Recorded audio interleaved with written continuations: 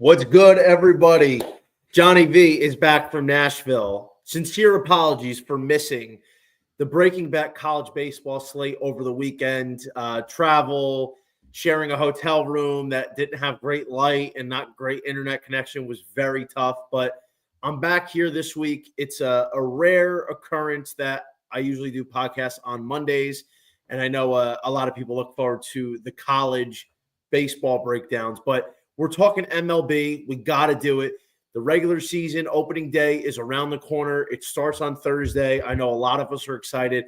And I brought a paisan from Chicago, the handsome devil that is Colby Marchio from Betting News, coming at you, joining me tonight. Colby, my friend, what's good, bro? Johnny. I don't know how they allowed us to do this. I think this is too much Italian for the viewers and for the people, but this is an absolute honor. And we're talking baseball, something a lot of people don't enjoy doing, but it's just a beautiful sport. And I was just talking about it. You can fall asleep, sit like a slob, sit however you want when you watch the game, because it's all about laying back and relaxing and drinking beers and having hot dogs and just having the best time, because most importantly, the weather's perfect. The weather's perfect. I love the weather. The weather's not perfect in Chicago in April. The weather doesn't start getting nice until May. So, I mean, Chicago baseball is impossible to bet on. He's not in wrong. April. He's because not wrong. The wind is ridiculous. It's cold. The ball doesn't travel. It looks like a miserable experience for anybody that goes to a game in Chicago that time of year. So, but Colby, I'm so happy that you're able to join me. I know that I've been on your podcast recently, and I'm glad that you can return the favor. And come on, I'm not going to say no to you. Two paisans. So for the people watching and don't know this, I DM'd Johnny V 2 years ago ish to help me cap college baseball. The guy's a pro. I don't know what I was doing. I retired. I will not touch the sport. Will not pick it up because I don't know how he does it. It seems impossible. I just stick to the MLB. It's longer and it's more enjoyable for me. Do I think college baseball is electrifying? Yes, but that's when you go to this guy. I appreciate the high praise as always. So Colby, we got opening day on Thursday. It's a locked and loaded slate. It's going to be great, but obviously, like I always have to do, we got to talk about these futures, bro. It's going to be a loaded show with a lot of good stuff for everybody to explore the market and take an opportunity to grab a position on building a portfolio that you start now and you build on and edit throughout the year to ultimately come away with some winners in the marketplace. 100%. I honestly started looking at MLB futures when I was 27. My birthday is December 10th. So I've been looking at them really early. So I've been having a lot of research prior to the year 2025. Am I a sicko? Yes. But I haven't really, this is the most I've dove into futures market for baseball. I mean, I had to write about it and stuff. So I was more intrigued to look and whatnot, but I'm really excited for these futures. So hopefully they pay out at the end. Last year, so I'm writing my article for RotoWire. I started it a couple hours ago, and I last year there was a lot of these markets I didn't love preseason. I didn't love the prices. I didn't love the players. I thought a lot of them had bad numbers. Like half the field in the AL Cy Young was 20-1 or less. And I felt like the NL was similar. There wasn't many bettable numbers preseason. And I thought that to me it just wasn't a good sign. That felt like it was an opportunity to take advantage throughout the season once things start to unfold and front runners emerge and maybe some of the favorites fade off or whatever the case may be.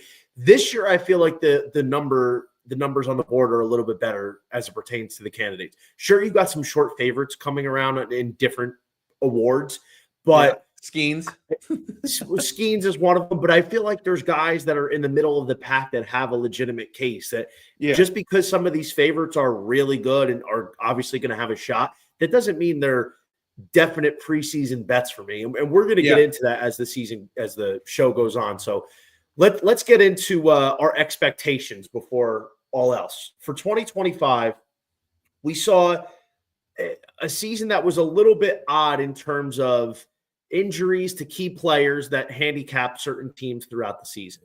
we saw teams like Cleveland and Kansas City and Detroit make somewhat deep playoff benefited runs. from playing the White Sox. Just say they benefited. Because I wrote about the preview for the AL East today, and I'm a Yankees fan, and I think they have a terrible year. And I mean, their path to the World Series was cakewalk. It was probably the easiest walk to the World Series maybe ever. Maybe. Recency bias is a hell of a drug, and it felt like the easiest path of all time. And deep down, did I wish the Yankees made the World Series? No. I wanted them to lose because then they would have fired Boone. I rest my case. I want him gone. I want him gone. Carry on. Yeah. I want him gone.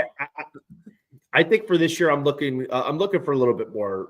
I don't say parity is the right word because I think we had parity last year. I think worst it's going to be more evenly grounded than what people are thinking because all they're thinking about is the Dodgers. Just eliminate the Dodgers from your brain for 1 second. There's going to be a lot of even playing grounds. There's going to be a lot of good teams that go up against each other. I think it's going to be a really good season. I think the A's, they're going to be decent. The Rays, they're playing in a minor league field. We don't know what to expect. Will there be a lot of home runs there? There's a lot of fun stuff going on. Yeah, absolutely. I think for me, what I really am looking forward to is a lot of what you just said, but I can't wait. And we're going to talk about this a little bit later for the Rookie of the Year class. I think this Rookie of the Year class. We're both on the same guy. Well, one of them. It's going to be the most loaded Rookie of the Year class in at least a decade. There's so many young players coming up that I think are going to be big-time impact players, whether they're up opening day or they're up in May or June or July, whatever the case is, or a stretch run in September. I am very excited for those kind of players to just show off what they have and help their teams out in a big way this year. Well, you're a college guy, so you know these guys a lot more than I do, who barely pays attention to minor league stuff unless they're like real deal Holyfield guys like Skeens, Cruz, and whatnot, Woods. Like those are guys I know. I'm not really good with the farm system stuff. I just okay, I'll know when someone good's coming up because there'll be a buzz. But you're someone I need to go to for Rookie of the Year stuff. When I went to one, we're on a Paisan that plays for the Yales. We know Shaggy Betts is excited about this. Give me some of your risers and fallers for the 2025 season. Maybe a team that you thought was bad last year that's going to be better this year, or vice versa. Give me one of each. We'll start with the bad. I hate the Mariners. Hate them. I hate them. They're probably one of my passionate bets on the under their win totals this season. They didn't do anything. I keep talking about how they slept through the offseason, and I can't stop talking about how they slept through the offseason. It's a great organization, or great fan base, I should say. Organization slept. So why would I give them a compliment? It's a great fan base there that deserves better. And if you didn't pick up the phone, you didn't go, hey, is Pete want to talk to us, Pete Alonso? And you said, no, we're good with Luke Raleigh. You should be ashamed of yourself. Ashamed of yourself. And if you're a Mariners fan, you should be even more pissed off about that because you can't win with those three guys that you have. Sure, they're fantastic talents, Rosarena, Julio Rodriguez, and Cal Raleigh. But yes, they have one of the best rotations in baseball. But those three guys aren't going to get you 4 runs a game to consistently win. That's why I love their under 84.5. I don't think they sniff 85 wins. I'm going to go bold take here. You're going to say they're good? No. Okay. I have a couple teams that I felt that did really well last year that can be due for regression this year. The New York Mets. I think. Yes. I'll be honest. I went on my buddy's podcast last December of 23, and I said I would not be surprised if the Mets finished in last place in the NL East. They made me eat my words, and I was dead wrong on them. And I'll tell you this: I didn't like them because I didn't think they were going to have enough pitching. All of a sudden, they get these guys that are in their second, third legs of their career, like Manaya, Severino. What's the kid? Q starts with a Q. Can't think of his name. Jose Quintana. Right? Yes, Quintana, yes. that are all of a sudden that were great. And Johnny, just sum this up. Forgetful arms. Forgetful old arms. That's all they have. And they still have that. And I think, honestly, like Manaya's hurt, Montez is hurt to start the year. They're going to be going out with Clay Holmes. I think Clay Holmes might be the opening day starter. They have Kodai Senga. I mean, listen, they have a really, really, really special arm in the farm that I think is going to be up at some point this year in Brandon Sproat. I watched a lot of Brandon Sproat at Florida, and I know all the Mets faithfuls all over him now. It's like, oh, this kid's so great. Like, as great as he is, the same thing pertains to him as a pro as it pertains to him at Florida. Very high ceiling, but a very, very low floor. When it's ugly, it's ugly. Mm-hmm. But I think Sproat's going to be an impactful guy. I don't think their pitching is going to follow it up this year. I know they got Soto. Their offense should be good, but I think last year was a little bit of a fluke. If they prove me wrong again, so be it. But I feel like the Mets are due for a little bit of a fall. It wouldn't shock me to see them miss the playoffs this season, but I don't know if I think they're going to be living up to one of the favorite statuses. They're not a 90-win team. I would think they're a 90. I think, sure, you're getting an extra 9 wins with Soto. If you just take Soto, we're taking a lot of teams out of our minds today and people out of our minds today. Take Soto out of your head. They slept this offseason, and they have an owner who has a wallet that he loves to just throw out, but he didn't do anything. They didn't add anybody. They had some arms that maybe our fathers could do better than because they're old. They are old. It's an unimpressive starting rotation, and I don't know I don't understand how you can start an offseason as hot as the Mets did to sleep January, February, to today. How are you sleeping? You didn't do anything. You just added arguably the best bat in the game with a fluky glove. Yeah, I agree. And that's why I think the Mets have to be on the faller list. I honestly, considering the lack of pitching, I think it could be an issue for them this year. I don't know if they get lucky and lightning strikes twice in 2 years. But risers-wise, Colby, who do you have as a team that wasn't great, that missed the playoffs last year, that's going to be a big-time hit this season? We're going to talk about this for 25 minutes. It's the Rangers. That's my muse. I adore the Rangers. I adored them in 2023. It sucked seeing them be mediocre in 2024. 2025, on paper, could be twice as good as they were in 2023. Colby, they won the World Series. Are you saying that they could win it again? I'm 1,000% saying they could win it again with what they have. If the rotation is better than what it was last year and DeGrom lives up to what they're paying him to be, I think they're going to be dangerous. I've been saying this since they finished their lineup, that they could probably average 6 runs a game with ease. I was praying to the gambling gods that the books would give me a most runs per game prop because I would probably put my life savings on the Rangers because I'm so excited and I love this team so much. And another reason, Johnny, that I love the Rangers and love watching the Rangers is the ballpark. It's pure comedy to me to watch a routine pop fly look like a nuke that is leaving the stadium and heading out into space because the camera guys are up in the air and they make a routine fly ball look like it's the biggest home run of all time, and then they catch it in shallow center. That's my favorite part of watching Rangers baseball is the cameramen behind home plate not knowing where the ball's at. I love the Rangers as well this year. We'll get into more detail on them, but just to offer somebody else, so that way we have 2 different teams. Yeah. I love the Reds this year. I was very big on Cincinnati. That was the team I told you before that I was going to ask you about. I don't get it. I just don't get it. All right, I'll tell you why. First of all, I was very big on Cincinnati last year. I was very big on them for the fact that they're the highest variance team in the NFL or the MLB. They're the Arizona Cardinals of the MLB. And I had a feeling that it was their time to finally put all that variance together and make a run. And I actually had a tweet when the Dodgers got Ohtani that the Reds, all this is just for them to lose to the Reds, the NLDS. You saw that tweet. So I said, okay, fine. Listen, the Reds had a lot of injury problems last year. It's unfortunate. You can't help that.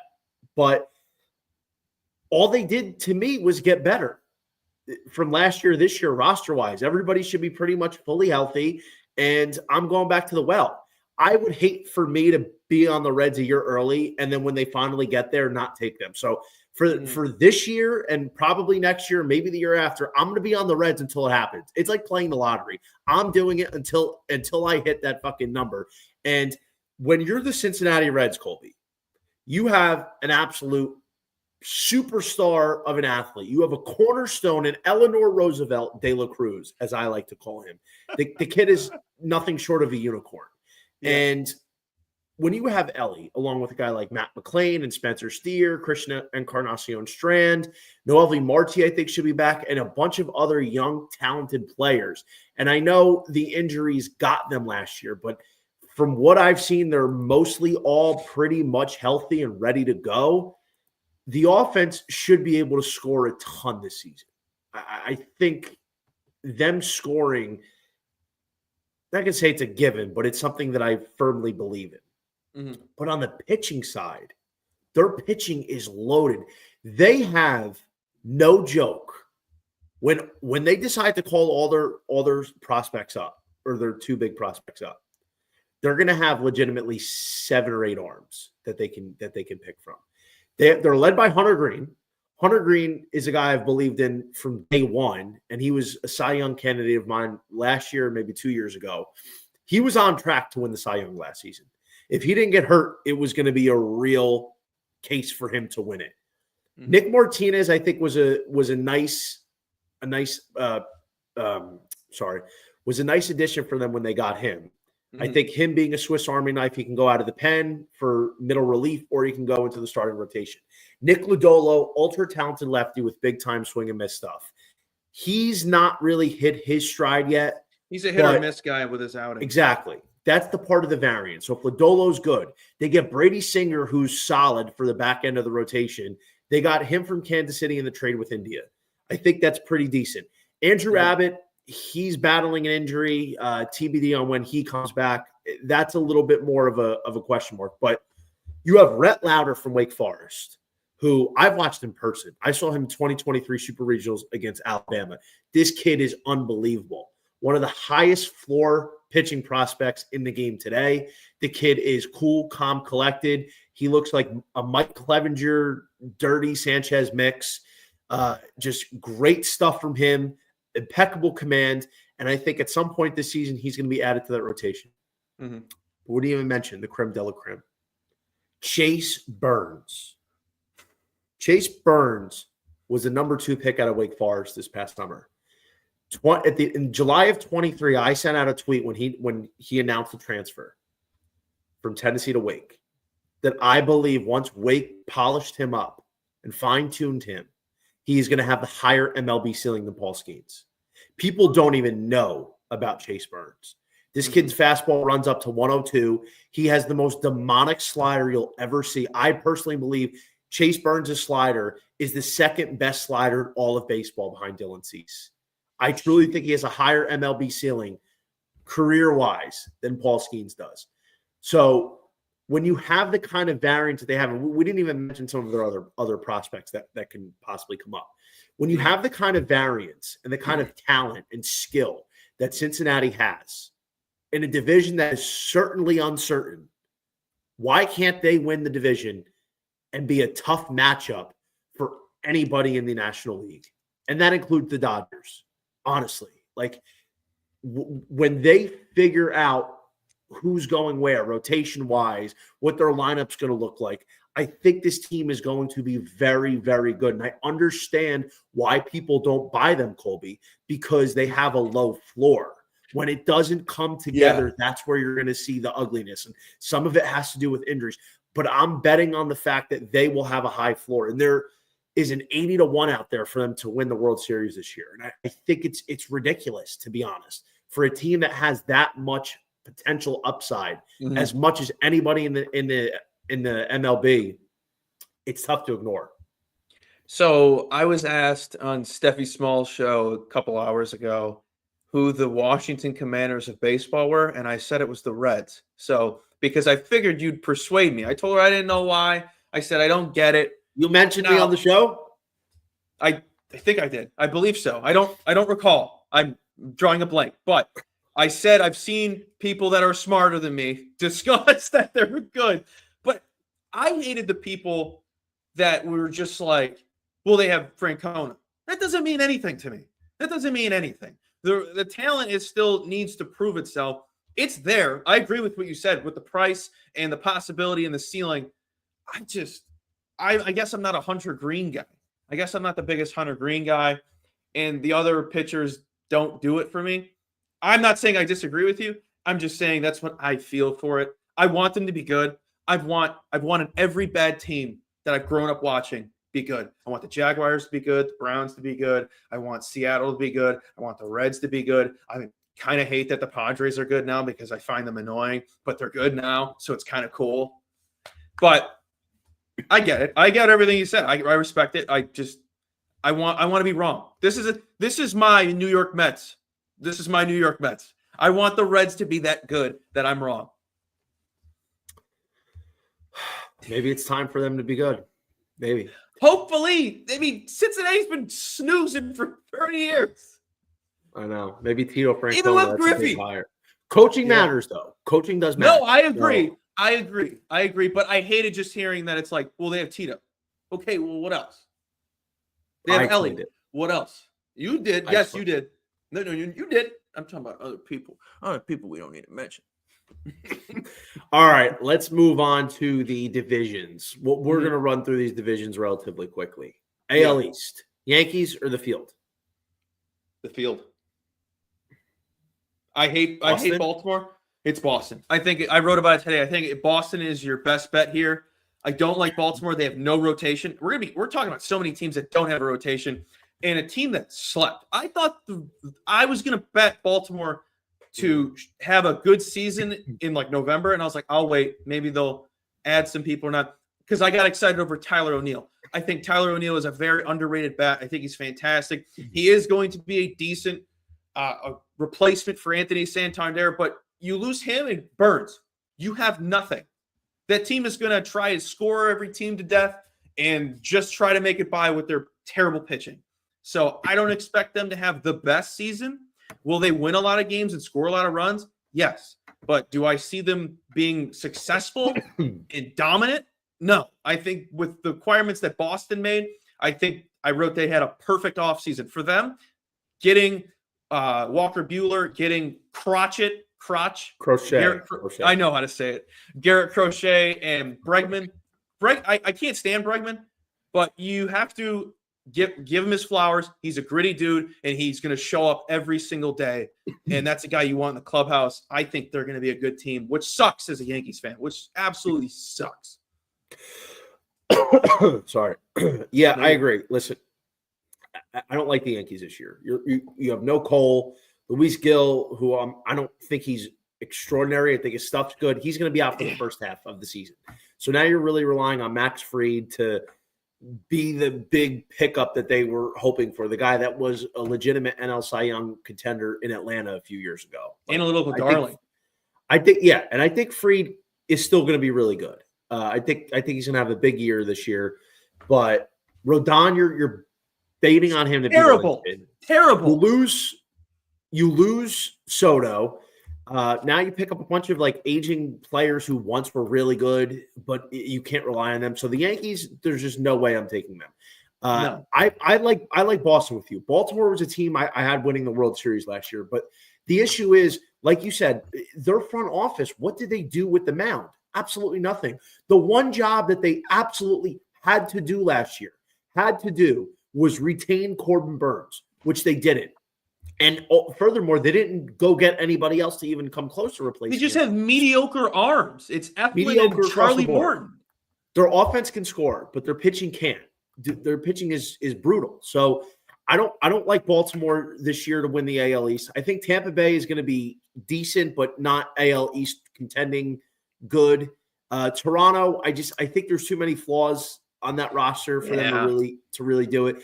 But I think by default, it's Boston. Boston's roster, top to bottom, their pitching looks like it can be really good. If Walker Buehler gets back to what he was, if Crochet takes the steps that they think, Tanner Houck is pretty good. Ryan Baio, when he comes back, is decent. And I only did these odds just because I kept everything uniform. But DraftKings has Boston at plus 350. That's a as the third steal. favorite. That's a steal. So I personally like Boston with you at plus 350. That's, to me, a no-brainer. I think they're top to bottom, the best roster in this division, and you're getting them at a bargain. This is a team that was 23rd in runs allowed per game and 9th in scoring. So getting those two arms is huge. They didn't need to get Bregman, but getting him was just an absolute cherry on top to the whole offseason. Yeah. And they got Chapman. Yeah, and they got two really good prospects coming up in Roman Anthony, Christian Campbell, and Marcelo Meyer. So their team is loaded.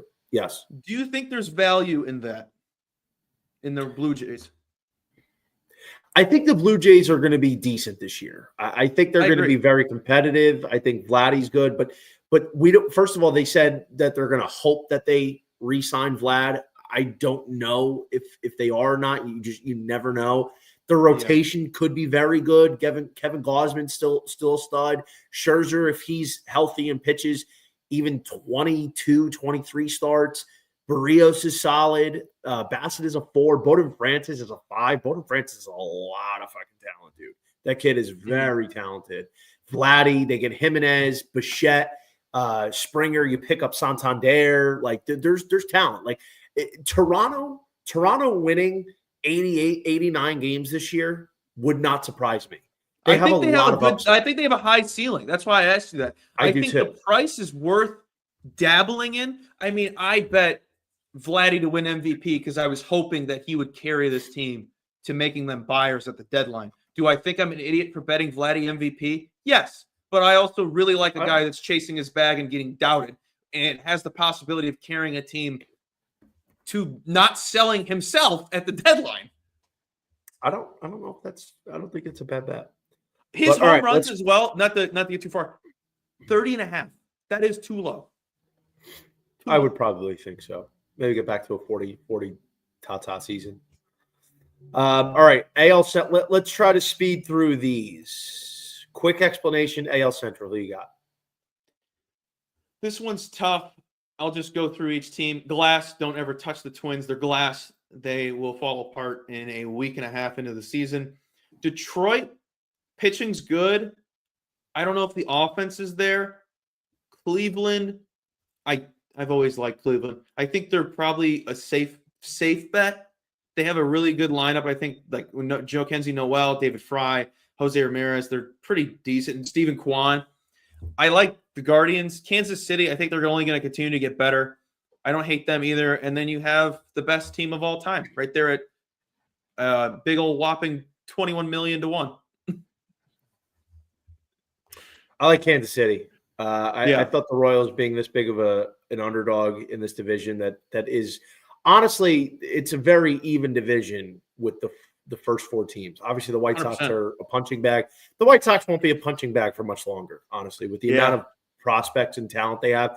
I think Chicago can be a realistic playoff contender within the next 2 years if all their big prospects go right. More likely 3, but which they won't because it's the White Sox to make the playoffs. But I think Kansas City, man. I mean, you got the second best pitcher in the division in Cole Reagans, perennial AL Cy Young candidate this year. You have a deep rotation. I mean, granted, Seth Lugo's probably due for a regression.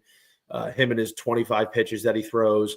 But you have Bobby Witt Jr. on the cusp of an MVP candidate. MVP I wish he would have won it last year. I know. Jack Caglianone's our guy. I fully the same kind of vibe I had with Paul Skeens last year. When I bet him when I knew he wasn't going to be up for opening day, and I said he's too good. He's going to be up by mid-May, is what I said, and I still bet him at 45 to 1. It's the same thing I have with Cags. Cags is too talented. He will not be down in the minors for too long. If Cags is not up before mid-May, I'd be shocked because his bat is unreal. Cags is another true day one incubator guy for me. I've seen him as a freshman in 2022 at Florida when he barely played, but saw the just unbelievable raw power that he has. He's a very good athlete. Obviously, that's still got to be worked out. But I think Kansas City, with the pitching depth that they have Bobby Witt. They're going to have Cags, who's going to be a big producer. Plus 310 is too long. Give me KC. I like it. Yeah, we're all on the Italian. All right, AL West. Houston, Texas, Seattle, A's, and the Angels. Where are you going?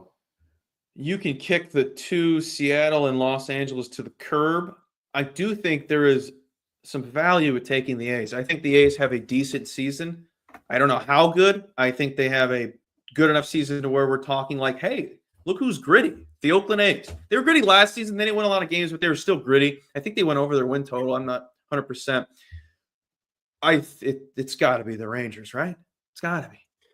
Yeah, I think we're both simpatico on the Rangers. I have very high expectations for this team. I think this lineup is going to be just disgusting. I think Wyatt Langford's going to take a mammoth leap this year.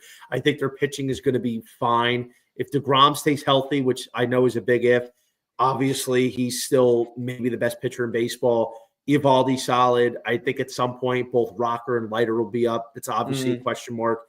The Rangers pitching staff is something that needs to be ironed out. But again, if this team is ripping in the first half and they're clearly buyers at the deadline, they go out and they get an arm, even a rental, a guy that's a reliable two, even. I feel like they go and get Scherzer again. The Rangers are really dangerous. I'll say this on the A's real quick. The A's are going to be dangerous, dude. Which is awesome. It is. I think we didn't talk about this. I want to give them some applause. They're being for real this time. They're paying their guys. They're not going, oh, you can walk. We'll figure it out. We usually have a good farm system. They're paid Butler. They paid Brent Rooker. They got some. I'm not going to sit here and glaze Luis Severino, but that's a decent arm for them to go and get. I think it's going to be serviceable. I think they're going to be legit fun to watch, which is important for a team that's trying to build something special. If you're fun to watch, that's a good sign. I think the point to note as well for Oakland, like chances or A's, whatever the fuck they're playing this year, but we'll just say it's Sacramento. But the Fighting Ricky Hendersons. The A's, I don't think the A's are going to win the AL West. I think they are interesting though. They're worth like a $10 sprinkle. Only make the playoffs is probably a better bet. Yeah, I think you'd probably be right on that. To make the playoffs would be a better bet. And we see this all the time. Preseason teams that we look at and say, absolutely no, they're going to be terrible. No way they're going to make the playoffs. And we get a surprise every year. And listen, the A's, the people that don't realize, the A's have a lot of talent. Obviously, they have Rooker and they have Lawrence Butler and Shea Langeliers. But what they do have is Jacob Wilson. Jacob Wilson's an AL Rookie of the Year contender. This kid is a freak. This kid is a much better real-life baseball player than fantasy. He was a stud at Grand Canyon. Watched him for the last couple of years. He was there. They have Nick Kurtz that they drafted from Wake Forest. Nicky Nukes is his nickname. The kid is a great athlete at first baseman. He's 6'5", hasn't even filled out his frame. Ridiculous power, hits for average. Like he'll be up at some point this year, I would think. So the pitching is obviously a question mark with them because as of now, it looks like Severino's rolling out as the one. But the A's to make the playoffs, man, if a couple things go right for them with the pitching and their hitting is going to be pretty solid, they have Mason Miller out in the pen closing it out. Stranger things have happened, man. Oh, they have a really dominant month. The A's making the playoffs isn't as big of a stretch, I think, as a lot of people might imagine. Granted, you might be a year early on it, but I don't think the A's They'll be fun. They'll be fun. I think they're going to be fun. They're going to be a fun team to bet on when they're a plus 200 dog to a top 5 team this year, and you're going to be able to get a good number on them. They're going to be fun to bet on. All right, Colby, NL East time. Braves, Phillies, Mets, Washington, or Miami? I think we're going to agree that Washington is going to be fun, right? Yep, 100%. But same thing as the A's. The pitching is very suspect. Yeah, they have one guy in Mackenzie Gore. Cade Cavalli was really good at Oklahoma, but Tommy John set him back. Hasn't really pitched much since coming up. But there's nobody else to really rely on. DJ Burrs might be good, maybe. I don't have the strongest take on this division. I can't decide really. I mean, I like both Atlanta and Philly, but I'm not taking the Mets. I don't think there's value in that 2-1. I don't think there's value in that at all. I would lean towards Washington to make the playoffs, but I mean that's not a play for what we're discussing. But yeah, I don't know. I don't like the odds for the first two, so I'm kind of out. There's a 215 on Philly. I'd probably lean that. You're getting Philly north of 2-1. Atlanta's going to be probably really good again. Acuna should be back sometime in May. Strider should be back. We don't know what the innings limit looks like. Chris Sale, I do think, is due for a big regression this year. The renaissance was just nuts. 100%. That was an R.A. Dickey kind of renaissance he had. Chris Sale winning Cy Young and how he did it was honestly crazy. But the Braves, I'm big on Schwellenbach this year. But I think right now Philly's roster is a little bit more certain when it comes to top to bottom of the order and the pitching rotation with Wheeler and Nola as the 1-2 punch. They're expecting big things from Christopher Sanchez. Jesus Luzardo, I think, could be a good contributor. So I think I'd lean Philly here in the preseason, and getting them at 215 on DraftKings is where I would look. It's not a bad play. I just wouldn't pay it. I feel like it could go either way. It could. I think it's a coin flip there. NL Central. It's got to be the Brewers, right? They do it every year and then crap in the playoffs. It's not the Cubs. There's nothing to like about the Cubs. I don't understand why they're the favorite. Why? What do they have? Ooh, you got Kyle Tucker. Who is he going to get you 20 more wins? I don't think there's anything sexy about the Cubs. And this is somebody who doesn't mind the Cubs being good or not. It's not sexy, but they're going to be good, dude. They're going to be good. Their lineup is a lot of what ifs. Which is why I don't like them as the fave. I understand, but Matt Shaw, stud, NL Rookie of the Year contender. That's a stud. PCA is a guy that if he can even start progressing towards, I'm not going to say the ceiling, but take a big step, he can be meaningful. Kyle Tucker, I think, will be very good. Suzuki could be solid. Dansby Swanson, if he, keeps it going. Nico Horner's decent. And honestly, dude, like their pitching is solid. Imanaga, Steele, Tyon still got a little bit, and they got a really, really dangerous guy coming up through the wings. And I think if he's up early enough, he'll be an NL Rookie of the Year contender in Cade Horton. But Cade Horton's a guy. Cade Horton's a guy I watched at Oklahoma. Cade Horton, here's a who. That's one of my guys, and I think, having been drafted in 2022, he's going to get the call up at some point early this year, assuming he's healthy. And that's a game changer for them. So I think the Cubs, in all fairness, are a good team, but I do agree at 115, I would not lay it. I think the Brewers, I understand. They do this every year. It looks like on paper they don't have a great roster, but they somehow find a way to win. But I think for the value, I think Cincinnati at 450 is the number. And you can get 650 at DraftKings. 650 on the Reds with the kind of variance that they have is too big. So I'd be looking at taking 650 at DK for the Reds, and it's too big of a number, my friend. No, that I agree with that. That the value is insane. My question was gonna be, do you think basically taking the Cubs at even money is worth it? It's not. It's not even close to being worth it. When it's the Brewers, because they're going to do it, and then we're going to be mad that they don't do anything in the playoffs. I won't be mad. I'll be happy. All right, NL West odds. Dodgers. Okay, so all right, let me ask you. Obviously, you're not laying this with the Dodgers. Also minus 500 on DK.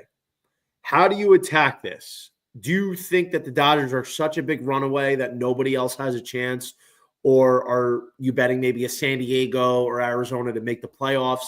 How do you attack this market? Because this is the only market in the division race that we have a team as the favorite that's not only minus money, but a monster favorite. Yeah, I'm a big fan of the Diamondbacks this season. I have their over on their win total. I think with what they lost, I still think they're a good team. I'm a big weirdo fan of Josh Naylor. You need a psycho lunatic in the clubhouse like that guy. He's the kind of guy you hate if you're on the other side, but you love on your team because he's a rally guy. He's a glue guy. You're getting Corbin Carroll's arm back, which is huge. I think from top to bottom, that lineup is still good. You get Corbin Burns, and that rotation's only getting better. They got Gallen, they got Burns and whatnot. And if Brandon Pfaadt gets good, that team is going to be legit. And I think I got it at 85.5 on their win total. This is a team that won basically 90 games a year ago and didn't make the playoffs. And they lost a couple pieces, and they led the league in runs. I think if the pitching's better, they're going to do the exact same thing they did a year ago. And that's with a healthy Corbin Carroll. I think the Padres are going to have a bit of a regression this year. I don't like them at all. I loved the Padres in the second half of the year. I had a nice ticket on them to win the World Series. And what did you know? They couldn't get past the goddamn Dodgers, and they would have walked to the World Series, and they would have beat the Yankees, and I would have cashed a ticket, but obviously couldn't fucking go my way there. Also dropping too many F-bombs, so I do apologize. I typically run a clean program here. It's a kid show, dude. It's a kid show. It's because you got another Italian and you're like, oh, hey, I can just So I'm a little bit more down on the Padres this year. I think the magic that they had is faded away a little bit. They shipped off some of their key contributors last season, although they still have a pretty solid nucleus there. I agree with you. I think Arizona is going to be a big player this year. Corbin Burns was a gigantic pickup, dude. That kid that dude still got it, man. He's a dog.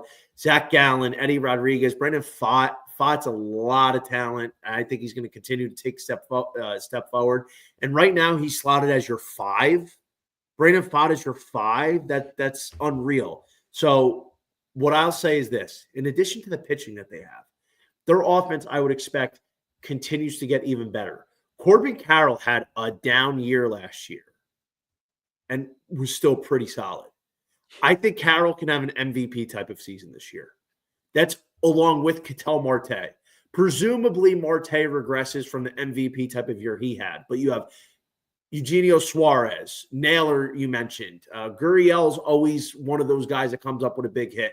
They have a ton of prospects waiting in the wings. Lawler's presumed to get some time up at some point this year. You got a guy from NC State that could make his way up at some point this year, and Lou James, Gino Groover, great hitter. You have Tommy Troy from Stanford, their first rounder a couple years ago. Troy's an absolute stud. Ivan Melendez, the Hispanic Titanic from Texas. He was drafted 3 years ago. He might be due up for a call-up at some point. There's a lot of talent on this roster and in the minor leagues that could ultimately help this team out. So the point is this: 12-1 on a team with this much talent, even with the Dodgers, is way too big. And I do agree with you. Arizona making the playoffs, absolutely. If they don't make the playoff, if they don't win the division, which obviously is going to be a challenge, then I think they're going to slot in as the first wild card team. And let me tell you something. I don't care how good the Dodgers are. If Arizona and the Dodgers face each other in the playoffs, that's going to be a war. We saw it a couple of years ago, and I think it could be the same kind of case. So Arizona 12-1 is way, way too big. Way too high. Way too big. I took Brandon Pfaadt to win Cy Young last year because you're a pig. The price was so high. And I was just impressed with him in the postseason because in the regular season in 2023, he was atrocious. He was horrible. I faded him every chance I could. But then he got into the postseason, and he was one of their best pitchers. He was lights out. He was incredible. And I was like, if he can repeat that in 2024, Cy Young will look pretty nice. But it was Brandon Pfaadt. It was Brandon Pfaadt, so I got greedy. Yeah. All right, let's move over to league leaders. I know this is more of an informal one. So what are you feeling maybe in terms of the league leaders for home runs or strikeouts or wins or stolen bases? I got one that you didn't mention. I have Francisco Lindor to lead the league in runs. I think it's at 2,100. I'll pull it up right now. 2,500.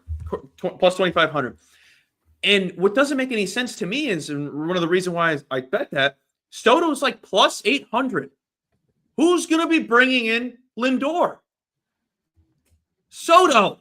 He's going to be bringing his rear end in. This isn't lead the league in RBIs. This is runs.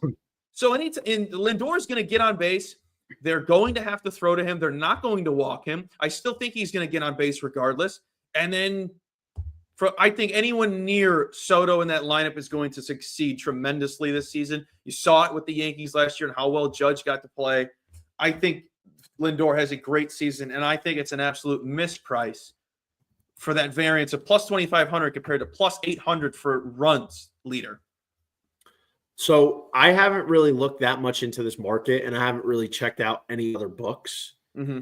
But just off brief checking of the market right here, and this is just on DraftKings. Obviously, you have Carroll, I think will be up there, Ohtani, Soto, Judge, like all these guys are up there. But I think Jarren Duran at 40-1 is a little ridiculous. This kid scored 111 runs last year, and he's going to be in a lineup that is loaded. They bring in Bregman. They're probably going to bring up Christian Campbell. They're probably going to bring up Roman Anthony. They have Devers, Tristan Casas. This is a lineup that is loaded. I think Duran at 40-1 is a big misprice. And I haven't checked other books to see what it's priced at, but just off first glance, that's kind of ridiculous, is it not? That's a delicious price. That may be the best dessert of all time. That's a team that's going to score runs too. Like I said, they were 9th in scoring last year, and they're only going to get better. In which sucks as a Yankees fan to say. Sucks.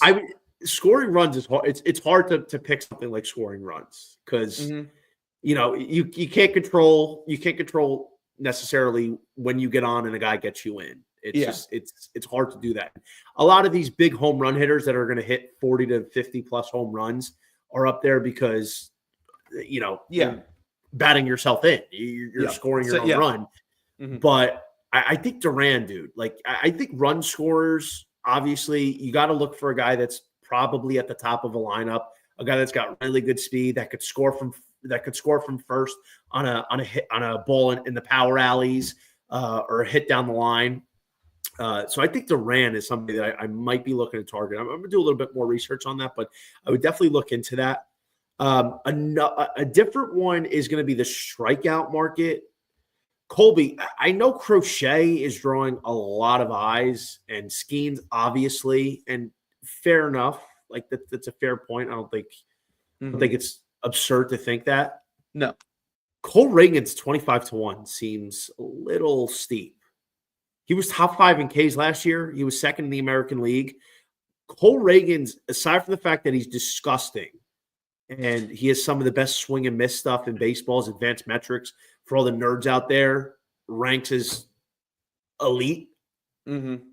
Let's not forget why I think it's a really good player with an even better price. He's playing in the American League Central. Mm-hmm. Rick Skubal played in the AL Central last year. It's not a coincidence. I mean, listen, you can take a guy like Crochet. I actually have a parlay with Crochet going. I have Draymond Green, Defensive Player of the Year. I have Leon Draisaitl, Hart. I hope the injury doesn't hurt him. I'm not a big hockey guy, but just kind of working off some other people. And Crochet to lead the league in strikeouts because I think he's going to be up there. But Crochet moving to the AL East, health concerns, durability concerns in terms of what does he look like in a full season of workload. Like second half of the year, he went 1 to 4 innings max. Yeah. It's an opportunity to look further down the board, man. I think Skubal is going to be in play, but 950, 10-1. I think Skubal's going to hit a regression this year. Yeah. Not like crazy regression, but definitely come down. Obviously, because it's hard to repeat what he did. Sale, I think, is hitting a regression. DeGrom can't stay healthy. Dylan Cease is going to be up there. The problem with Cease is the efficiency. The efficiency matters in a strikeout market like this. Cole Reagan's is efficient. He's playing against probably the easiest competition. He's a guy that can draw a lot of swing and miss. And honestly, he's only getting better. He's only going to improve. And I think while some people have kind of tempered the expectation that Reagan's might regress from last year, I don't know. I think you can improve on 223 Ks and a 3.15 ERA. So for 25-1, I think Reagan's is a little long, in my opinion. What are your thoughts on Michael King? I thought about him when you mentioned Cease. I know he's a big strikeout guy. I've bet his props numerous times. What's the price? Do you know? And what are your thoughts? Hold on. I'm trying to find it. Michael King is 55-1. I don't think that's terrible for a little sprinkle. But I mean, he's a big strikeout guy. He's sometimes inconsistent, but he's a guy that is a strikeout or nothing guy. He threw 173 2/3 innings last year, which blew away his career high. I think King at 55-1 is appealing. He's a 10.5 strikeout per 9 guy career, which is good. But typically the guys that win are over 11, even 11.5 plus, because in order to be a strikeout leader and you're a 10 to 10.5 K through 9 guy, which is still pretty good, you need a lot of innings. You got to be pushing 200 innings to get that. And nowadays, most pitchers don't do that. Most pitchers aren't getting 200 innings in a season. It's rare, and there's only a few a year. So that's my thing. But for 55-1, I think it's something that's worth consideration. One super long shot that I took was probably like a month and a half ago, 2 months ago, was Jesus Luzardo at 150-1. Coming over from Philly, like I was reading that he feels rejuvenated, and obviously he's going from the NL East to the NL East, but maybe Philly could fine tune him a little bit and get his command and get his consistency to a level where he could actually compete. It's a small bet, but I felt like Luzardo was somebody interesting. Mm-hmm. Yeah, if Glasnow could ever effing stay healthy, that would be just delightful. Handsome guy, handsome guy. He is a handsome guy. Very, very, very good-looking dude. He's a good-looking dude. Anything for the home run? Anything for the home run leader? I was thinking about this. Like Judge and Ohtani. Judge is 360, but Ohtani you can get at 650. To lead the league in home runs at 650. I'm not big on these. I'm not big on these short prices for volatile markets like this. But if you look at it realistically, the last 4 years, you basically have to be a 50 home run guy to lead the league. In cases outside of 50 home runs, it's like 48 home runs. So that limits the pool significantly. You get a guy like Matt Olson that had a one-off 54 home run season at 30-1. That's interesting. I just consistently, I don't know if he's the guy. I think Brent Rooker 20-1 could be appealing. They're moving away from the Coliseum. I think the Coliseum, he hit 39 home runs, a lot of home runs in the Coliseum last year. They're moving to a ball field that should be much more suitable to them. I think 20-1 is appealing. How are you looking at this market? I took Vlad. I took 35-1. I got him at 40-1. I got a plus 4,000, and mainly because of the MVP bet as well. If he's leading the league in home runs, he's definitely in the race for MVP. And I thought the price was too good to not take. Speaking of Judge, I think anybody who's taking his over home run prop is a silly goose. He's a guy that's injury prone all the time, but he's had like 3 straight good seasons. You know how hard it is to hit 50 home runs? It's tough. And I don't want to be on a side of hoping he stays healthy and hoping he doesn't have any slight regression in a season coming off an MVP caliber season and hope that he does it again. Do I have a lot of respect for Judge? Yes, but 50 again seems a little egregious, and I feel like if people thinking that it's easy, you should probably look and see how long the MLB season is once again, because it is a journey. Yeah, I mean, I got to be honest. Ohtani at 650 is that's appealing. A decent price. I wouldn't be telling people not to take that. He's definitely going to have at least 35 plus if he's hurt, he's still going to have 35 plus most likely. I think honestly the only other guy that I would really consider is Brent Rooker at 20-1, and that's just because they're shifting in ballpark. Rooker's gotten better every year, and I know I think he just got paid. I don't remember. He did. He was one of him and Butler got paid. But I think Rooker 20-1 is something that is appealing because he's got a lot of power and he's getting better. And we think the A's lineup's going to be better. He's going to have more opportunities. He's in a more friendly ballpark. I feel like Rooker and Ohtani are probably right now the two best bets based on numbers. Realistically, you got to get a guy that could be flirting with 50 home runs. That's what it is in today's MLB. Yeah. You get a guy that might be 40. It's not going to happen. And as for my guy Dilly Daggers, Jordan, he's a stud, bro. But I think the Astros lineup taking a hit. You lose Tucker, you lose Bregman. Puts pressure on him. Exactly. And teams are going to pitch to him differently. I mean, listen, Jordan being 35, 40 taters this year, which is an unbelievable year, is not surprising, but it's not going to get it done. All right. I think for now, that's probably it. I don't want to spend too much time on this.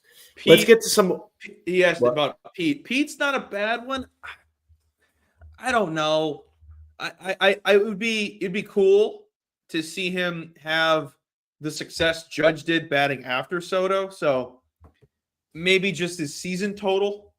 I don't really think he'll lead the league in it, but it's a good look. I mean, he had a 50 home run season 5 years ago. 53, I think. His rookie season. It's not impossible. It's unlikely. He hasn't really come close to that number since his rookie year, and he doesn't have the ballpark for it. I mean, he's got crazy power, and he is in a contract year ultimately. So I think he could have a big year, but it wouldn't shock me, but I probably would lean no. 16-1 on a guy that doesn't consistently get near 50 home runs over year at least. Yeah. All right. We could go on all day about the rest of these, but let's take it over to the MVP race. Let's start with the American League here. And I didn't write down all the odds because it would have taken me all day to do this. Mm-hmm. But basically we have Bobby Witt and Judge as the two favorites, relatively short favorites. I think Bobby Witt is a superstar. I think he's going to be well in contention. Judge probably will be in contention, but price-wise, it's unbettable. So no. Gunnar Henderson is $850. Gunnar Henderson's going to miss some time. Don't know when he's going to be back. I think he's got the talent, and I think he's just getting better every year, and he's in a lineup that will allow him to continue to produce. But at that sort of a price, with him already missing time off the bat, is undesirable. So no. Yordan Alvarez, he's not known for his defense, and I think the Astros are going to be. I think his offensive production is going to be a little bit worse because of the lack of lineup that he has. So probably not. I feel like Yordan could have had a case in past years, and they passed him over, and it's hard for him to come back from. Corey Seager, 11-1, I think is too short for me. Vladimir Guerrero, 14-1 is interesting. No,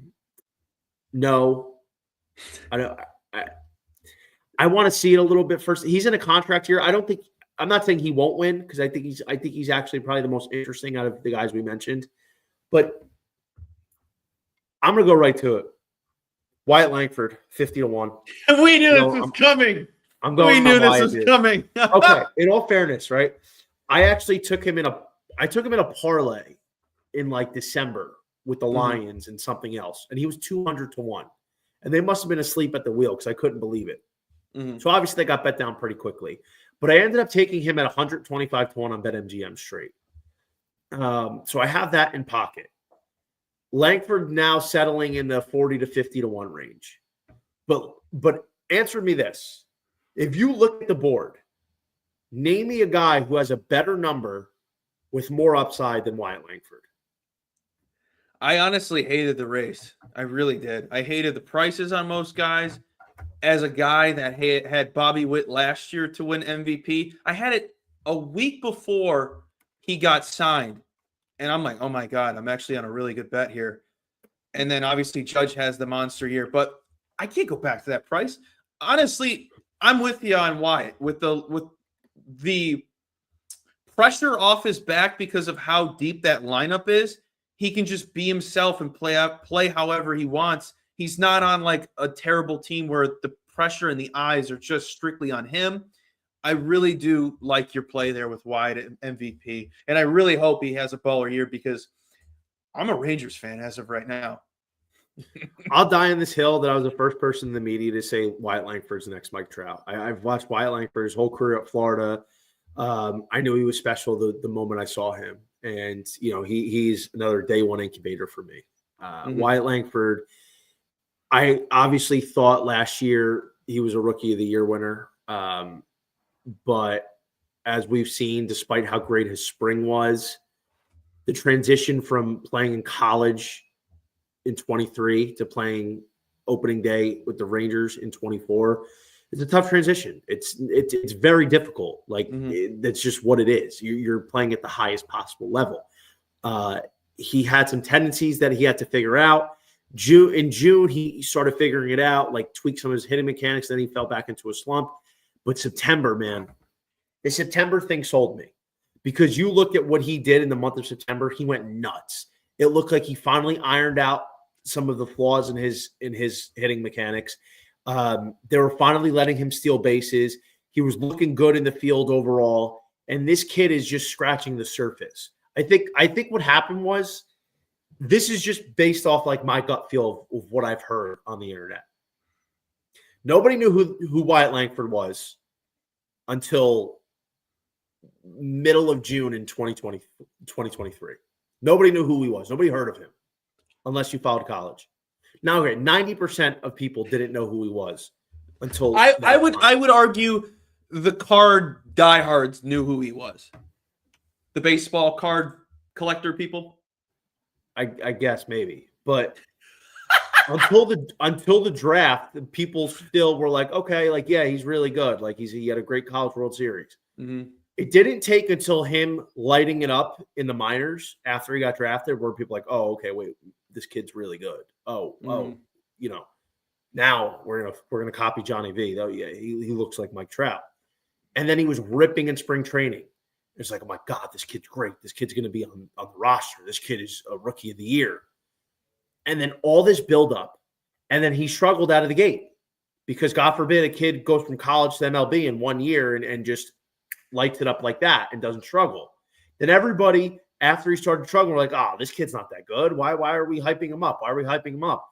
And there was people that still believe in him, but the hype on him was starting to die a little bit.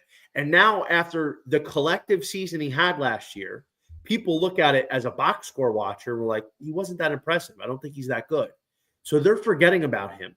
But this kid is so special. He's going to be so good. And I think maybe Bruce Bochy's finally going to take the training wheels off of him, let him fully get on the base paths, steal. I think his hitting approach is going to be much better. The lineup is loaded, a lot of opportunities. The only unfortunate thing is he plays in a ballpark that is just brutal. That probably took away at least five or six home runs from him at least last year. And if he has 5 more home runs, now all of a sudden he's a 21 home run guy. It looks a lot different on the stat sheet. But same can be said for he's playing in a ballpark with a monumental size outfield that he's going to be ripping doubles and triples and a lot of them.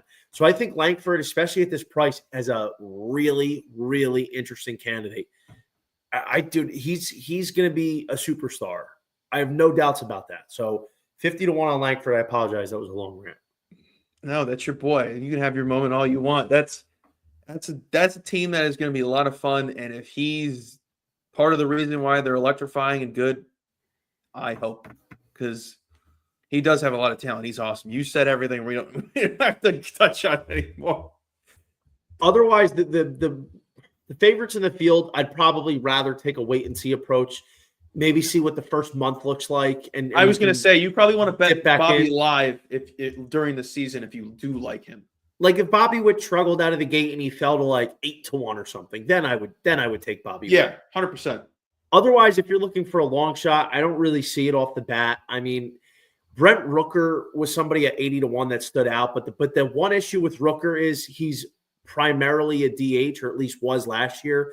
So, I'd wait to see if he's DHing mostly. That's probably one of the big reasons why Alvarez hasn't won. But if Rooker's playing the field and he's still a long shot, I think he's worth a sprinkle just based on the kind of season he could have. NL, what do you got? No thoughts.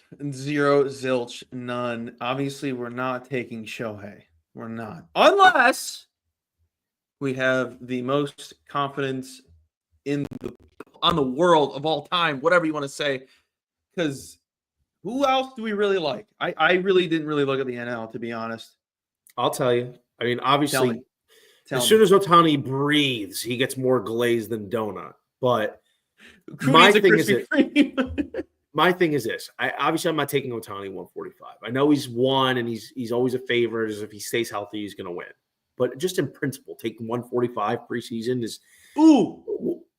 Corbin Carroll. Corbin Carroll's not a bad one.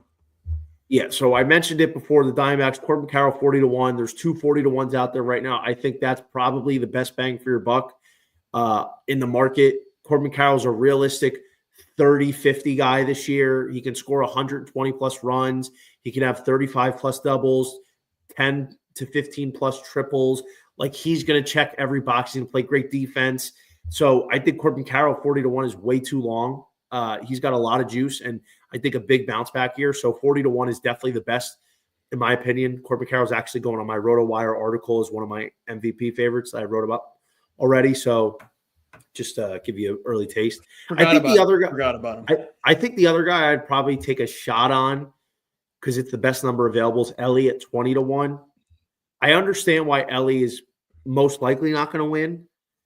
Egregious strikeout rate, amazing amount of errors in the field, doesn't hit for average at all. But this is a guy that, if he continues to improve the way he has the first 2 years, year-over-year improvement, if he continues that and becomes more well-rounded, we could realistically see Ellie jump to 35 home runs and 70 stolen bases. Like, we can see that from him. 100%. And taking that into account, if you get a guy that's 35-70 at 20-1, that is worth a ticket. So I'd be looking at Ellie as well. So Ellie and Corbin Carroll are the 2 guys in the NL that I'm looking at right now. Best value, best bang for your buck. 2 guys that I think have a legitimate chance if they hit their ceilings. I like the Corbin one a lot. What do you got for Cy Young, Colbs? I told you before, I'm not a big pitcher guy. I never have big thoughts. I don't like Paul Skeens. I don't like banking on a guy. Let's start with AL. Okay. AL. I really got nothing, to be honest. I usually let the futures come to me, and no one came to me for Cy Young, so I just let it be. That's fair. I know you said pre-show, but maybe, change your mind. No. I'll start. I'll go off who I like, and then we can go from there. Okay. I think American League, Skubal, Crochet are getting a lot of love. Crochet's got to prove it to me. There's no way I'm taking 4-1 on him. Skubal, I think, is due for regression. Plus, it's hard to win back-to-back. A guy who I liked last year, as when he was a dark horse, he was in like the 20 to 30-1 range last year, and then he got steamed down, was Cole Reagans. And then he ended up settling at 14-1, which was one of the favorites. Cole Reagans you can get at 10-1, which I think is the best of the number. I mentioned earlier I think he could lead the league in strikeouts, which at 25-1 is a really good bet. But Reagans, dude, pitching in a division that is very winnable, with a lot of holes in lineups, big strikeout stuff, continues to get better every year. I think Reagan's 10-1 is too long. Mhm. And I don't think I know we're looking at it and be like, all right, well, he's one of the favorites. But I think 10-1 on a guy with this kind of talent and this kind of swing and miss stuff is it's a good number for us to take. The one bugaboo I would critique is I think his walk rate is a tad high. I think he could do a little bit better in cutting down on the free passes, but overall his game is really good. And he is, because of the other stars like Scooble and Skeens and Sale and Wheeler, Crochet, he's not getting the amount of hype and the amount of due that he deserves. So I think 10-1 is a fair number on Cole Reagans. So I feel like that's probably the first guy I would build my portfolio around. Other guys that I really like Hunter Brown at 25-1. I think Hunter Brown he's a risk reward guy for Houston. He showed a lot of promise last year, and I think he could ultimately potentially usurp the ace role from Framber Valdez. I think Hunter Brown, especially down the stretch, showed me a lot. I think 25-1 on him is somebody that I would take. And somebody I took at 80-1.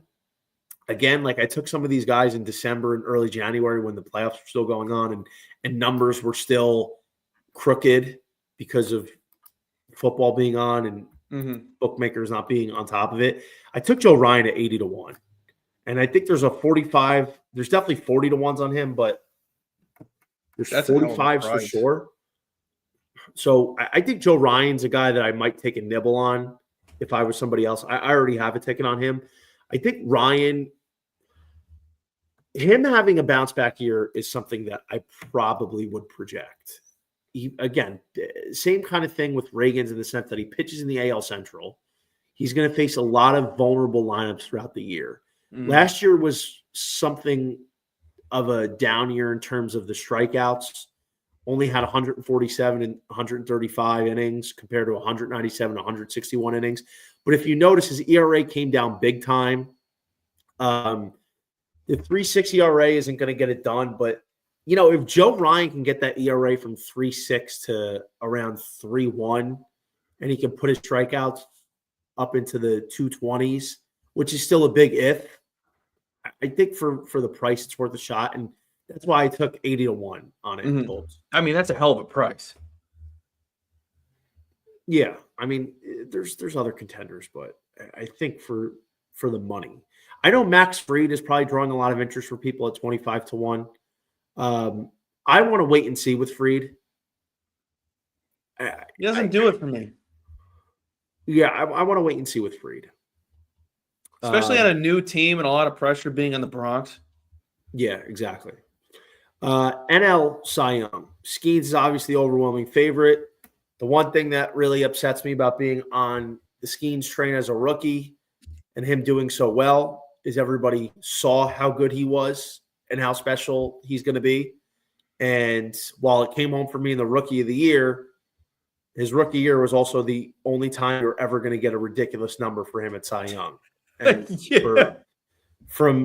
from now to the rest of his career, it's done. He's going to be probably sub 10-1 for the rest of his career, at least for the foreseeable future.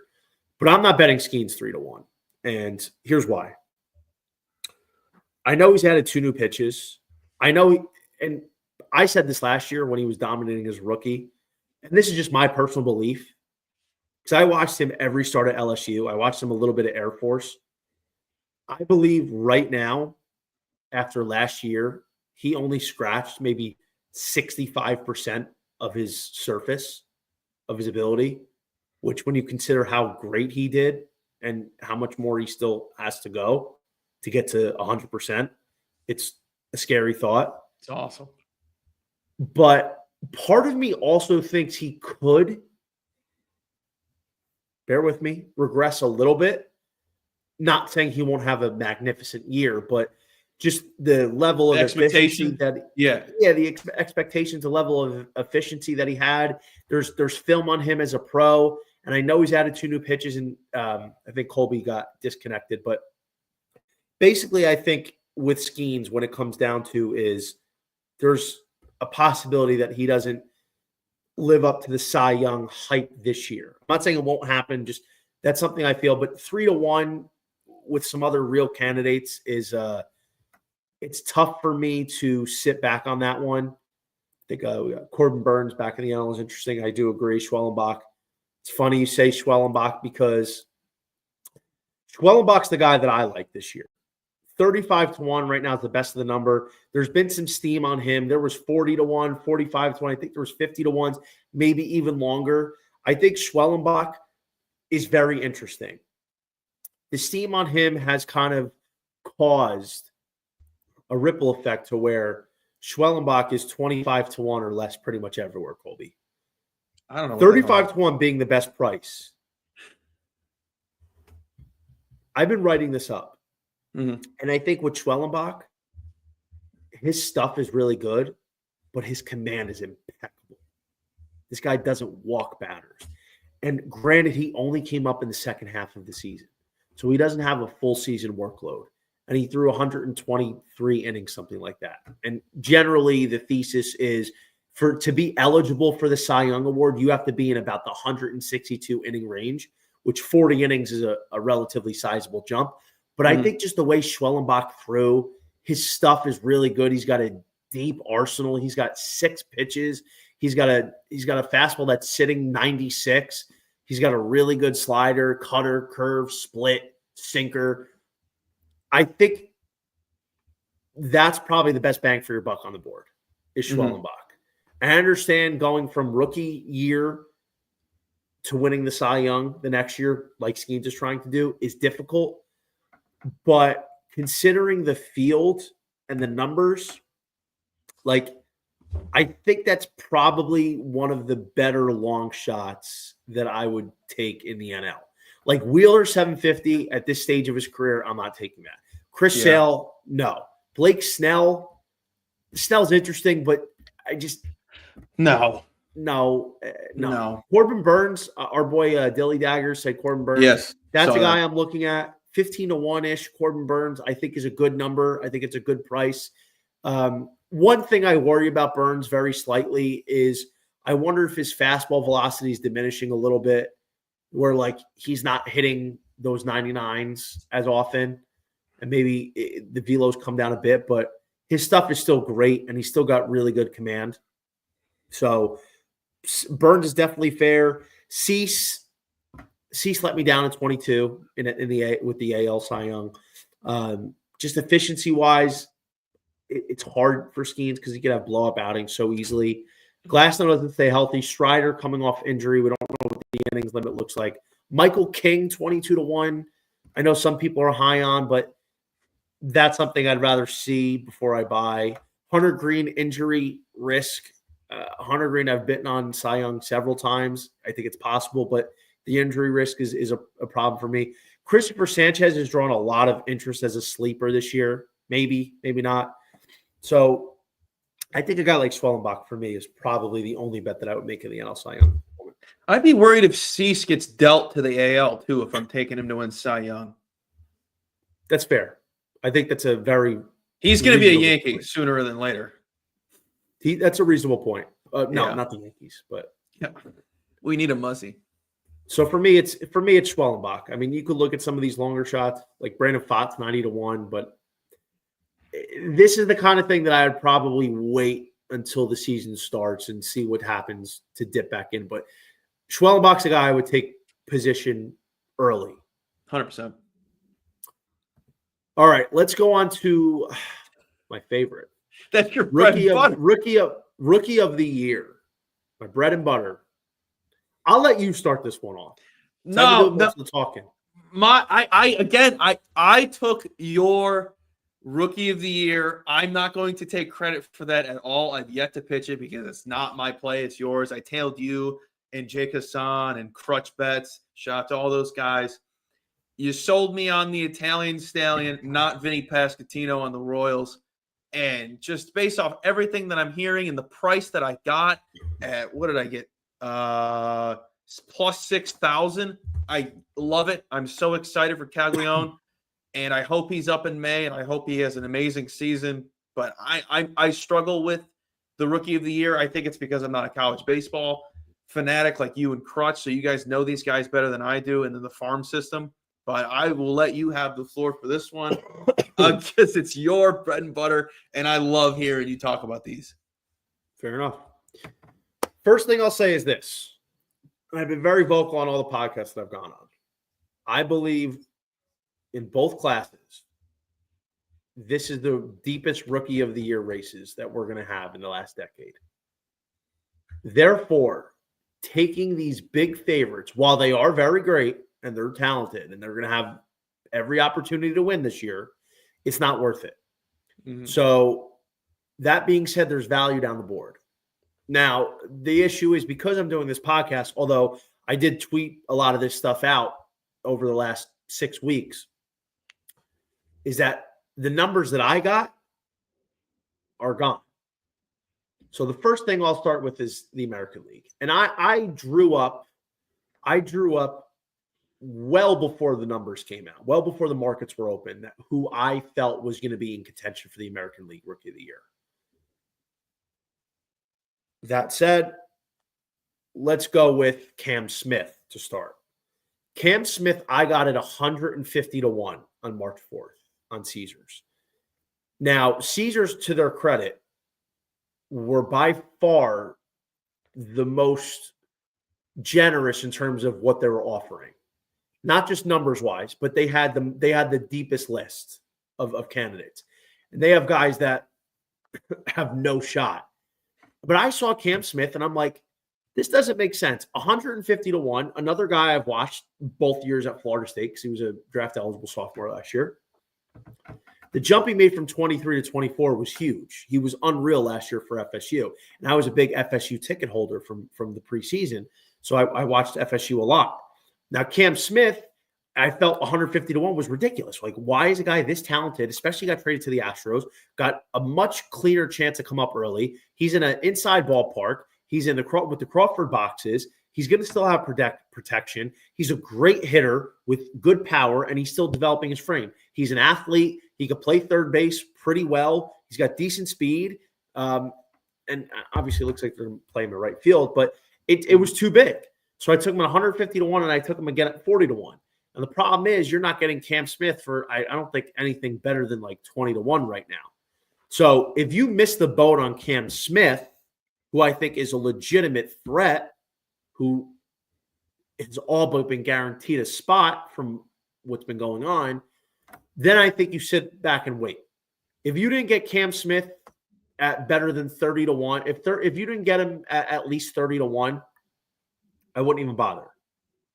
So that's a challenge also with trying to figure out who's going to be up. So Cam Smith's a problem. Another guy I think is going to be up early based off history is Christian Moore. Christian Moore is one of the few guys that probably had the best jump from 23 to 24. He was unbelievable. And I think, honestly, he could have made a case that he should have been drafted over Travis Bazzana last year. Like, the kid was unreal, and he was a superstar in the College World Series. And the Angels have a track record of drawing these guys up early, and I think his game is going to translate very well. But Christian Moore, who I gave out at 35-1 on my boy PJ show, that's gone. I think the 20-1s is interesting, but we don't know when he's going to be up, so I'd hold back on that. That becomes interesting. Caglione, same thing.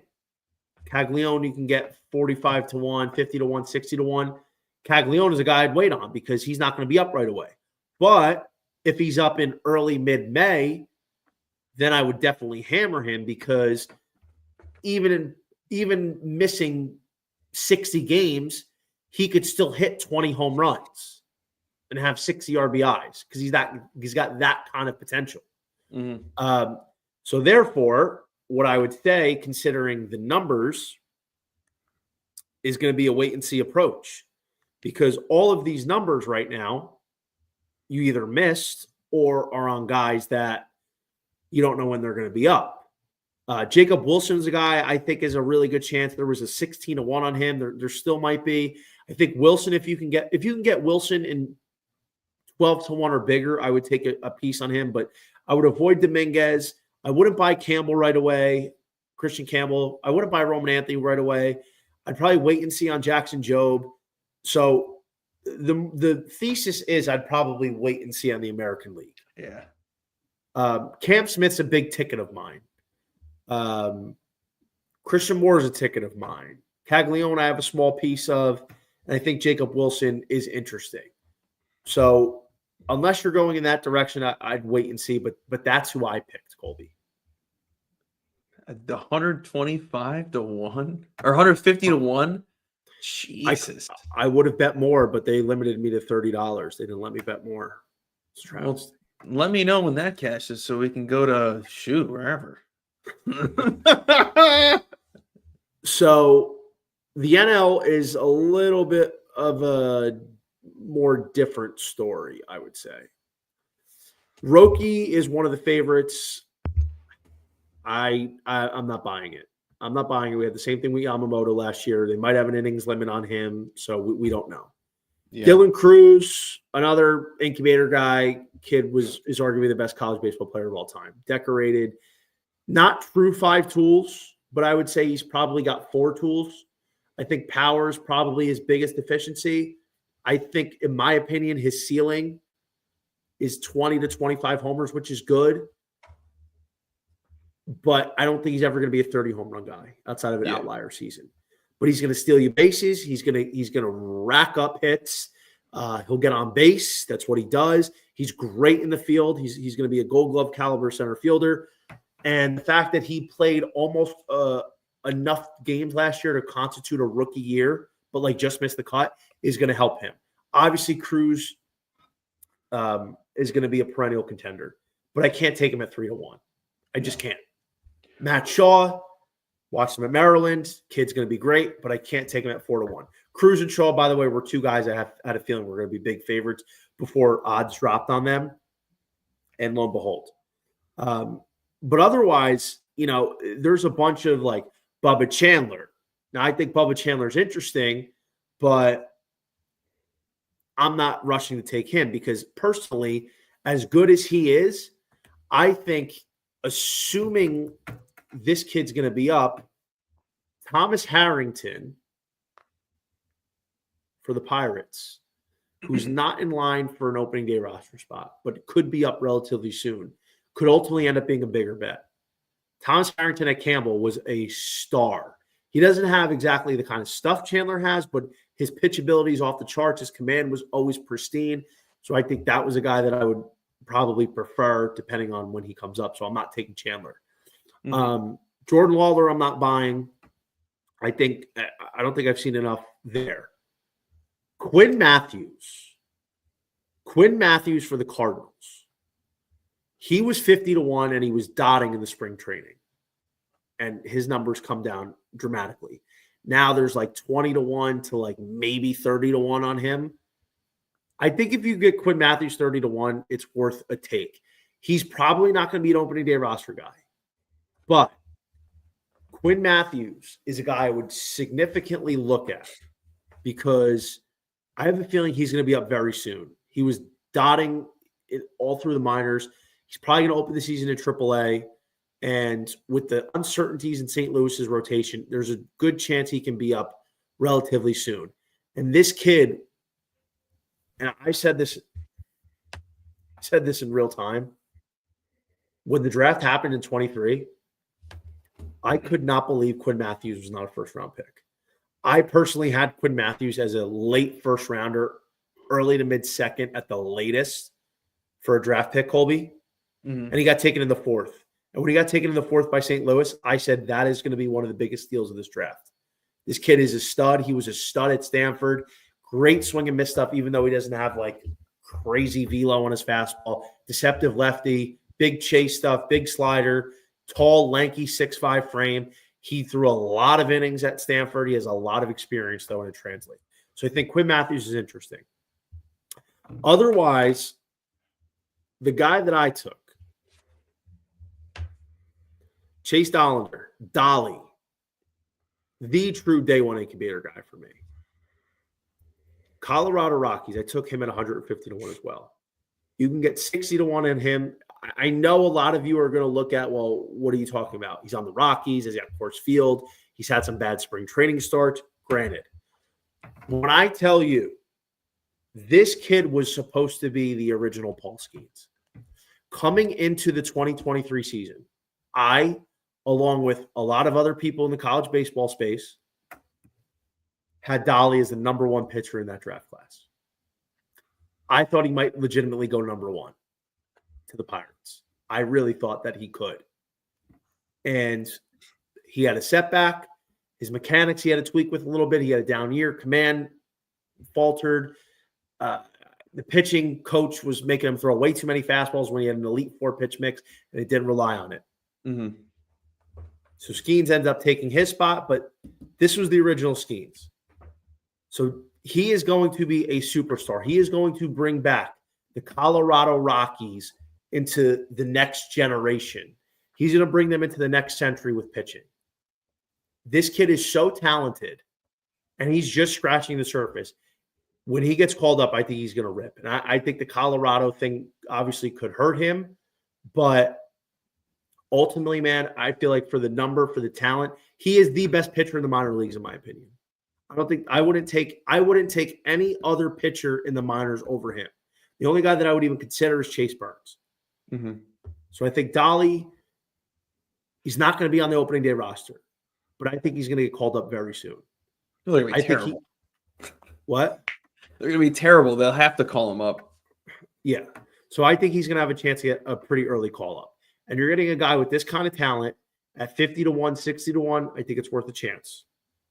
I think just for shits and gigs, you could take Chase Burns in the 60-ish to 1 range, 50-1, 60-1 range. I think he's going to get a pretty early call up. He's going to be like Skeens, where they're going to see him destroy the minors and be like, "Oh my God, we got to get this kid up." So, like I said, I think his shit is demonic, and he's gonna be one of the main attractions for the MLB. So I think Burns is also worth a shot. So I know I threw a lot of names at you, but that's the kind of thing that I'm looking at. How to attack this market is with longer shots.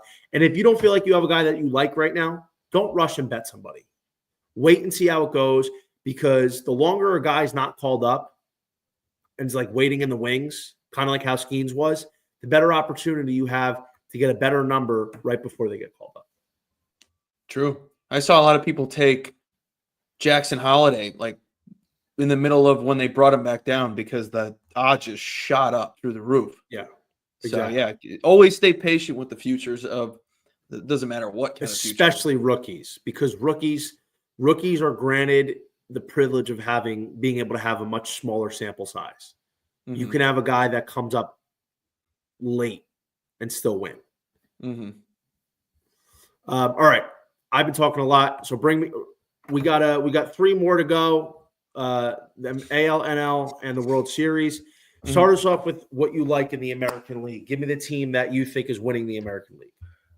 I hope it's the Rangers. Like we've touched on them a million times. I've overly sold myself on them that I think I'm blind to every other team. There's not really a team in the AL outside of maybe the Red Sox that are going to grab me enough to want to run to the books and bet them to go to the World Series. But I think the Red Sox are a good play and the Rangers are a good play if the pitching is healthy. But just what the Red Sox added to their lineup and the rotation, I think they're going to be just as lethal as the Rangers. So those are my 2 teams for the AL. I think that's about it. I think it's going to be a tight race, to be honest. Like, I'm not betting anyone else in the AL East. There's not really anyone in the Central that really grabs me. It's just the Rangers and the Red Sox. We covered the Rangers at nauseum. I agree. The Rangers are my AL team this year. It's hard not to talk about them. It's not hard. It's hard. I agree. I mean, I don't like anything else. I mean, I think they're clearly got the best team, and I think if their pitching, can be worked out to a degree that is acceptable, they should walk to the World Series. Yeah. So I'm with you with the Rangers. See 9-1s out there. Maybe there's some 10-1. So I would grab the Rangers. I think the Red Sox are interesting. I want to see how it unfolds first. Because they have a lot of new pieces coming in, and even in baseball, it doesn't matter what sport it is. When you've got a lot of new pieces coming in, it might take time to gel. Yeah. So you might get a better price. If anything, I might look on the Red Sox, see if they start slow and then they drift back to like 10-1, 12-1. Then maybe I would buy them because I think long haul. I think the Red Sox are going to be good this year. All right, NL. What do you got for the NL? We're not mentioning the Dodgers at all here. We're not. There's no value in them, regardless of what price you throw at me, and how good this team is going to be. Diamondbacks definitely through to win the division, to make the playoffs, to make the World Series. I would assume the prices are delectable and delicious. Aside from them, I really am trying to think of another NL team that I like. I really don't. I know you'll say the Reds, which I don't hate at all, would be awesome for them to make a Diamondback-like run they did in 2023 and 2025. Ugh. Throw me a team I'm missing. I can't think of anyone. Well, while you think of it, I like the Reds and the Diamondbacks. Those are the two teams that I'm betting in the NL. Truth, like you could get the Reds at 50-1 to win the NL. You get the Diamondbacks at 15-1. I think both are very good. I think at least one of them has a very good chance to make that run.